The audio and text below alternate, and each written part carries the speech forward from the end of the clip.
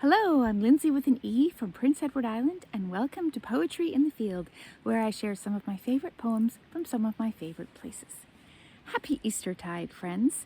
It has been a week since we celebrated the resurrection, but the light of the season just keeps on shining. And here I am down at the pond. It's a beautiful, sunny afternoon, and I'm here with a poem for you, of course. I was flipping through this book, A Sacrifice of Praise, which is an anthology of Christian poetry in English from Caedmon to the mid-20th century. And it's just a great treasury of Christian poetry. And I was flipping through looking for something for Easter, and I came across this poem, which I'd never read before. I'd never heard of the poet before, but it stuck out to me because of a very exciting happening that happened this week. On the sunny side of our house, the very first blooms of spring appeared. 3 little crocuses, purple and yellow, popped up beside the house, and that was quite a momentous day in my opinion. These are the small wonders that I love to notice and celebrate. And so when I saw this poem, I thought it was fitting.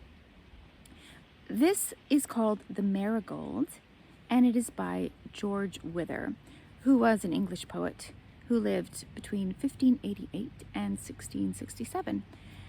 And though we don't have any marigolds growing yet, crocuses are close enough, and so I have The Marigold for you today. The Marigold by George Wither. Whilst I the sun's bright face may view, I will no meaner light pursue. When with a serious musing I behold the faithful and obsequious marigold, how duly every morning she displays her open breast, when Titan spreads his rays, how she observes him in his daily walk, still bending towards him her tender stalk. How, when he down declines, she droops and mourns, bedewed as 'twere with tears, till he returns. And how she veils her flowers when he is gone, as if she scorned to be looked on by an inferior eye, or did contemn to wait upon a meaner light than him.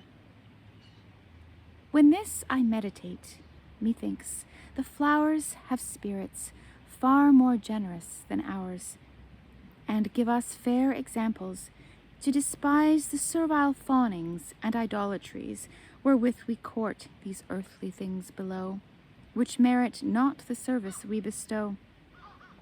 But, O my God, though grovelling I appear upon the ground, and have a rooting here which hales me downwards, yet in my desire to that which is above me I aspire, and all my best affections I profess to him that is the Sun of righteousness.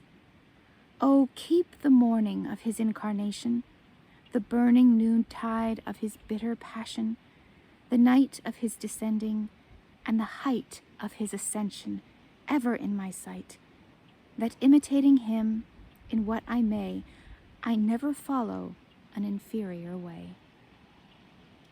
I hope you enjoyed that. I hope there's some sunshine in your life, some flowers beginning to bloom, and may you take inspiration from the humble marigold.